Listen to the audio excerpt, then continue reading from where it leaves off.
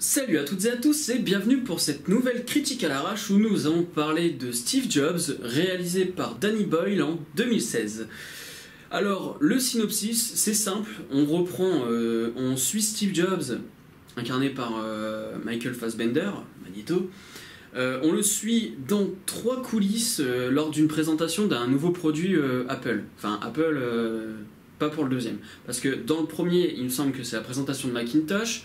Dans le 2, c'est le Cube, Next, donc à l'époque où il est plus chez Apple. Et ensuite, pour le troisième, c'est l'iMac. Et d'ailleurs, quand j'ai revu l'iMac, je me suis dit, ah ouais, putain, ça... Rien que le design, en fait, m'avait marqué à l'époque. Alors, c'est de Danny Boyle. Ah bon. Ah bon, voilà, c'est ça le truc. Tu regardes, tu fais... Ah bon, Danny Boyle, c'est vrai ça. Parce qu'en fait, quand tu sais ce qu'a fait Danny Boyle auparavant, tu te dis... Putain, qu'est-ce que c'est classique! Il faut que tu attendes 1 heure de film pour te dire, voilà, il y a une touche là, il y a un petit truc. Donc ça se voit à partir du moment où il y a une discussion avec Fassbender, enfin Steve Jobs, et le personnage de Jeff Daniels. Jeff Daniels qui est assez cool, parce que j'ai plus l'habitude de le voir dans les comédies, moi. Et en fait il y a un flashback entre le moment où Steve Jobs s'est fait virer d'Apple et le moment où ils sont en train de parler, au moment où il va présenter son nouveau produit, le Cube. Et là c'était intéressant. Et ensuite il y a une autre scène juste après où là il discute avec Johanna, son assistante, enfin sa collaboratrice, hein, c'est pas une assistante, c'est une gardeuse d'enfants à ce niveau-là, parce que sans elle, je crois que Steve Jobs, il aurait bien ramé, quoi. Et donc là, à ce moment-là, il parle et puis il fait « Oui, tu te rappelles de tel machin ?» Et en fait, au moment où il parle de cette chose en question, sur le mur derrière, il y a une image d'archive de la fusée en question. Et ça, je me suis dit « Ouais, c'est cool. » Même quand on passe de 1988 à 1998, oui, là, il y a des dates dans celui-là, alors je suis content. J'aime bien les biopics avec des dates. Là aussi c'était intéressant de voir la transition, mais sinon le reste, Danny Boyle, un petit peu mou là, le Danny Boyle. Donc c'est intéressant de prendre cet angle de 3 étapes différentes de sa vie, parce que d'un point de vue professionnel, c'est un peu un condensé, c'est-à-dire que le premier avec Macintosh, ça montre comment Steve Jobs va se faire évincer d'Apple, puis dans une deuxième partie avec le Cube, ça va vous montrer comment le mec essaye de remonter la pente en solo, ce qui va marcher d'ailleurs, parce que pour ceux qui aiment, il y a des références techniques, il y a des références informatiques. Alors moi j'ai compris juste la base, quoi, mais pour les vrais connaisseurs, ça va leur parler, quoi, parce que ça parle de microprocesseurs, de cartes mères, compagnie, enfin tout ce que vous kiffez, quoi, pour les geeks. Et la troisième partie, c'est le retour de Steve Jobs à Apple avec l'iMac. Et c'est à ce moment-là où ça a été l'apogée pour le gars, quoi. Après, je vais vous dire, je porte pas Steve Jobs dans mon cœur à la base. C'est un mec, j'aime pas trop sa pensée marketing, son ancienne pensée, parce qu'il est décédé, hein, pour ceux qui suivent pas. J'aime pas son délire marketing, j'aime pas son système de... Enfin, je l'aime pas en tant que PDG, quoi. Ok, il a fait de grandes choses pour l'informatique, pour l'évolution des matériaux, des composants, etc. Mais en dehors de ça, enfin voilà, quoi, le gars, ça avait pas l'air d'être un mec nécessairement cool. Ça avait l'air d'être un gros con. Après, voilà, c'est ça qui je trouve bizarre. Alors oui, vous entendez du bruit, hein, c'est le moment.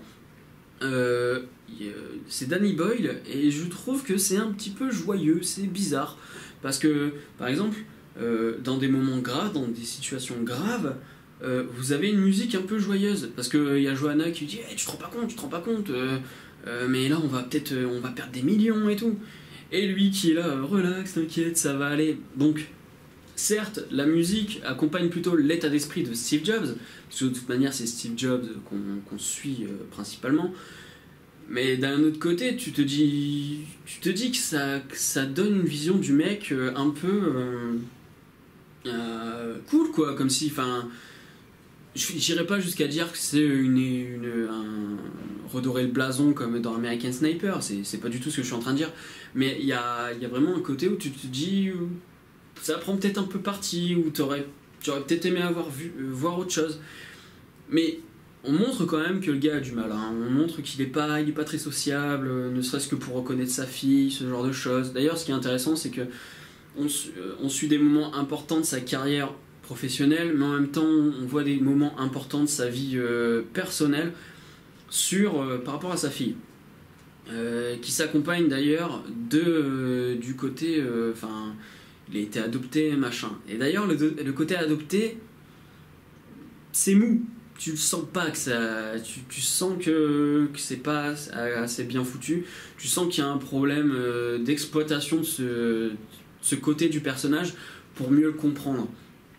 Juste à la fin, il a réglé son problème et tout va bien dans le meilleur des mondes, et là, il va présenter son iMac. D'ailleurs, personnellement, après, je vais pas reprocher au film de ne pas être ce qu'il n'est pas, bien évidemment, mais en fait, j'aurais peut-être aimé, moi, plutôt que le film commence à partir de iMac, ou alors que le film dure 3 heures, parce qu'il dure que 2 heures. Et pour moi, un biopic, ça dure un minimum 2h30. Quand il y a beaucoup de choses à dire comme ça sur un mec, tu t'amuses pas à faire un film de 2 heures, parce que tu sens que t'as pas fait le tour et qu'il y a des choses qui sont en suspens, qui sont surface aussi.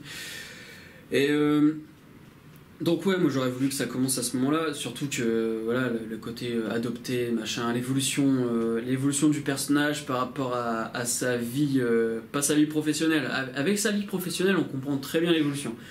Mais sa vie personnelle, moins. Après, c'est peut-être aussi parce qu'il y a pas... Enfin non, il y a des infos, bien sûr qu'il y a des infos, il y a même des biographies. Biographies validées, je précise, hein, autorisées. C'est écrit, parce que j'avais vu le synopsis d'une biographie, et c'est écrit biographie validée. Enfin, en fin de compte, elle a été contrôlée, on a dit c'est bon, on accepte. Ça veut dire qu'à mon avis, il y a quand même des trucs à pas dire sur le mec. Mais il y a quand même des choses qui sont dites, hein, genre le mec il t'arnaque un peu parce qu'il veut te faire dire bonjour à un ordinateur, mais du coup il utilise un ordinateur beaucoup plus puissant que celui qu'il doit présenter. Et il fait croire que c'est celui qui doit présenter qui a la capacité de dire bonjour, parce qu'il y a un problème de microprocesseur, je crois, pour pas que la carte mère elle grille au moment où il dira bonjour, enfin un truc comme ça. Je ne m'y connais pas beaucoup en informatique. D'ailleurs, en parlant de biographie, bah t'as quand même l'impression qu'en fait ce film-là, c'est une sorte de grosse bande-annonce de 2 heures pour te dire, voilà, maintenant que t'as vu le film, intéresse-toi au mec. Parce qu'en fait, tu te poses tellement de questions, pourquoi il fait ça, pourquoi il pense comme ça, pourquoi il a décidé ça. En fait, tu te poses tellement de questions durant le film que t'es obligé de regarder ailleurs. T'es obligé de t'intéresser à des bios, à des interviews. En fait, le film ne se suffit pas à lui-même, clairement. Après, bon, justement, par exemple, quand je parlais de Chocolat, même s'il manque certains points, tu comprends le personnage, tu comprends où il veut t'amener, tu comprends son évolution. Là, Steve Jobs, tu te dis, putain, ouais, il manque tellement de détails pour vraiment comprendre la subtilité, parce que ça avait l'air d'être un mec hyper compliqué. Et du coup, ouais, 2 heures, ça m'a paru un peu trop court. Et pareil, oui, comme je vais le répéter, mais de la part de Danny Boyle, ça me fait bizarre ce happy end, hein. C'est vraiment très bizarre. Parce que tu te dis qu'après, c'est à ce moment-là où il va commencer à devenir un vrai requin. Requin, justement, à un moment, il y a une image de requin, et je pense que le requin, c'est aussi pour personnifier un peu la puissance marketing, la puissance de l'orateur qui est Steve Jobs. Parce que le gars, il peut quand même te dire, ceci est une révolution. Il te vend un iPhone 2, il te dit que l'iPhone 3, il est carrément mieux. Alors que, franchement, parfois, tu sens, ou genre l'iPhone 2.5, une connerie comme ça, bah tu sens que des moments, le gars, il essaie de te vendre un truc, c'est exactement la même chose, sauf que tu as une application supplémentaire, et 3 pixels de plus. Donc à ce niveau-là, oui, c'est clair que c'était un génie, hein, pour te faire acheter l'iPhone chaque année, Cimer, quoi, bravo. Vous voyez, j'aime pas le mec. Enfin, j'aime pas Apple, voilà. Mais il montre bien que c'est très que le mec a une puissance marketing, ça c'est clair et net. Ah, donc voilà, le film est bon. Le film est moyen. Il propose beaucoup de choses intéressantes, mais comme le film est un peu court, voilà, tu vas pas au bout. Puis pense pas que... Enfin, je pense qu'il aurait pu être un peu plus pessimiste, parce que on se concentre... Comme on a tendance à se concentrer beaucoup plus du point de vue de Steve Jobs, ben, tu veux t'identifier à lui, tu veux l'accompagner, et t'arrives pas à avoir un avis extérieur en fin de compte, bien que certaines scènes soient importantes pour montrer que le mec était pas un saint, notamment avec cette Rodgen qui joue Voz, je crois, mais il y a encore une porte, comme d'habitude ici. Voz, enfin, d'ailleurs, très bien, hein, cette Rodgen ou Rogen, je sais pas comment le dire, je pense que je vais dire Rodgen, parce que j'ai l'habitude de le voir en comédie, et là c'était un rôle un peu plus sérieux. Et donc, le rapport qu'il y a entre les deux, ça prouve vraiment quand même que le gars, il doit beaucoup aux gens qu'il a employés, et derrière, c'est limite s'il leur crache pas la gueule, parce qu'il y a quand même, je crois que Voz, son coéquipier depuis toujours, il insiste, il lui dit mais remercie l'équipe d'Apple 2, enfin Apple 2, remercie-la, et lui à chaque conférence il dit c'est mort. Il faut voir vers le futur, pas le passé. Alors que au moment où il insiste vraiment, c'est quand même au moment où il est quand même en train de virer. J'ai peur de dire des conneries, mais je crois que c'est 70% de ses employés.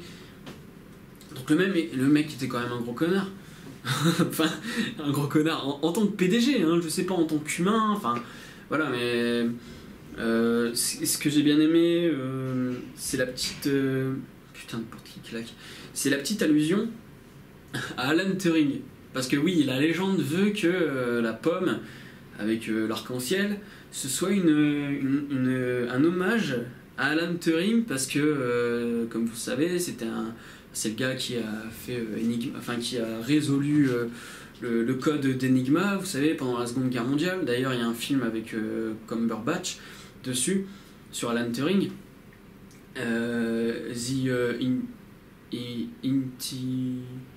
The Imitation, voilà, The Imitation, et là il y a une petite référence à Turing, selon la légende que la pomme ce serait par rapport à Turing, parce que Turing se serait suicidé en mangeant une pomme au cyanure. Enfin, la cause de sa mort est toujours... Enfin, on sait que c'est à cause de ça, mais on sait pas s'il s'est suicidé ou si en fait s'il a été empoisonné, parce que le gars...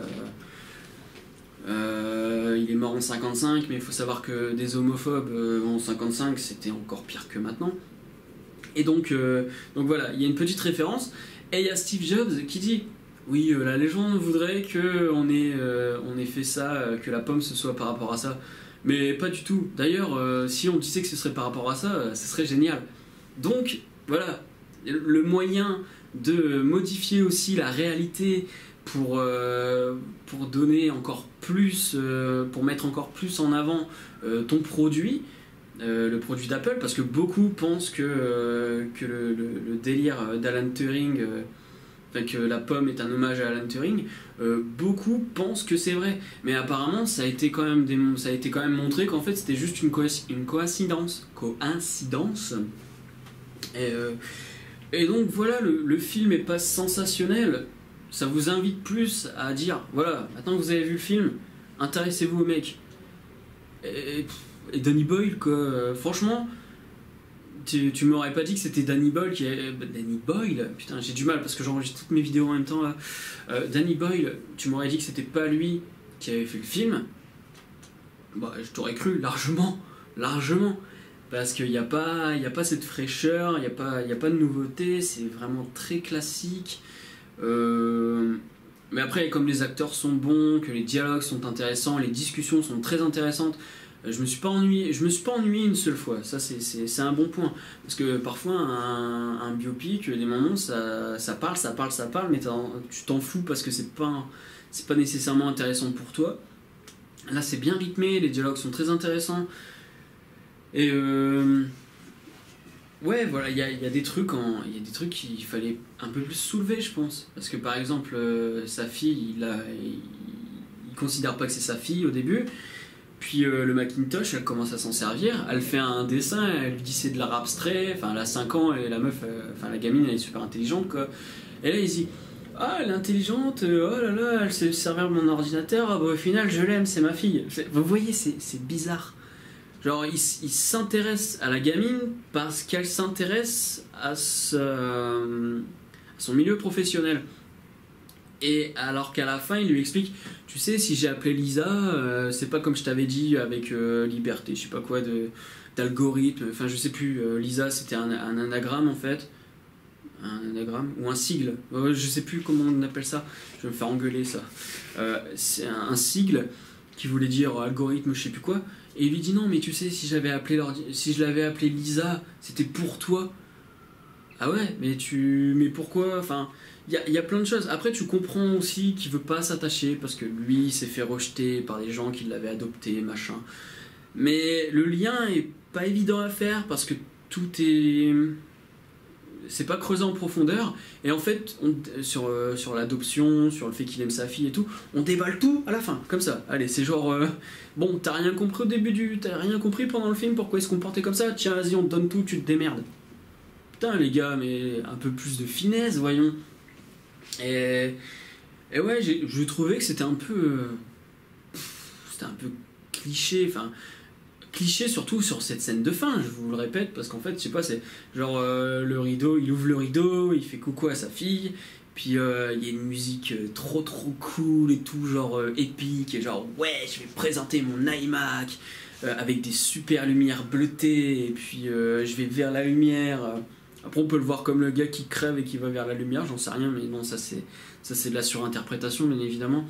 Non, c'est vraiment pour dire, voilà, Big Boss il arrive là, tu vois, moi je suis PDG d'Apple, je me suis fait virer, j'ai essayé de revenir, je suis revenu dans le game, c'est moi qui tiens Apple, et je vous tiens par les couilles maintenant.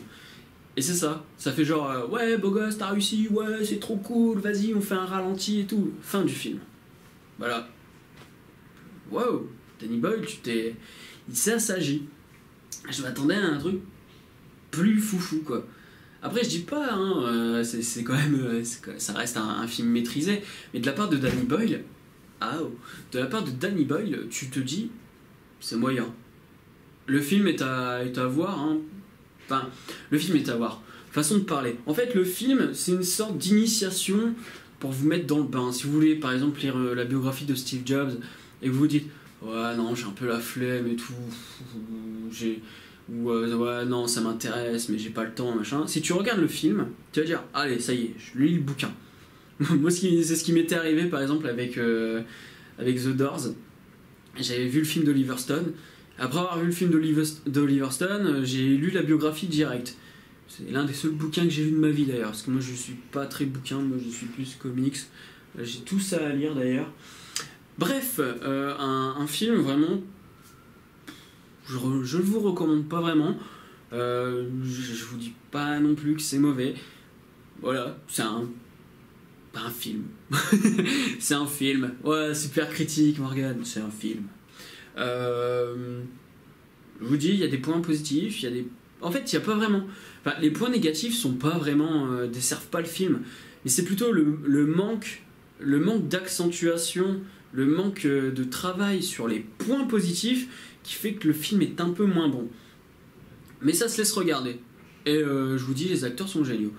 Donc voilà, c'est tout pour cette critique à l'arrache. Disons qu'en ce moment, les critiques à l'arrache, c'est vraiment à l'arrache. C'est le principe, hein. Je vais refaire des critiques critiquables bientôt, hein. Mais c'est juste que j'attends d'être bien installé. Et encore, ça se trouve je serai pas installé, que je vais quand même les faire et le décor sera tout pourri, mais c'est pas grave. C'est ce que je raconte qui est important en fin de compte. C'est pas vraiment que ce soit pourri derrière. Voilà quoi. Donc Steve Jobs, voilà. Si j'ai une note, ouais, les critiques à l'arrache, je vais peut-être mettre des notes pour vous donner un a priori. Je dirais 6 sur 10, 6,5, voilà, pas plus. Et voilà, c'est tout. Si vous voulez, vous commentez, vous me donnez votre avis, moi il n'y a pas de souci, hein. Vous savez très bien que les critiques, c'est pas vraiment juste pour vous balancer mon avis et vous vous démerdez avec ça, c'est aussi pour qu'on en discute. Moi j'aime beaucoup discuter, hein, des films, quitte à ce que parfois on se prenne la tête, hein, c'est des trucs qui arrivent, mais toujours dans le respect. Sauf si t'es un gros connard. Ça m'arrive de temps en temps, il y a des gros connards qui s'amusent, machin.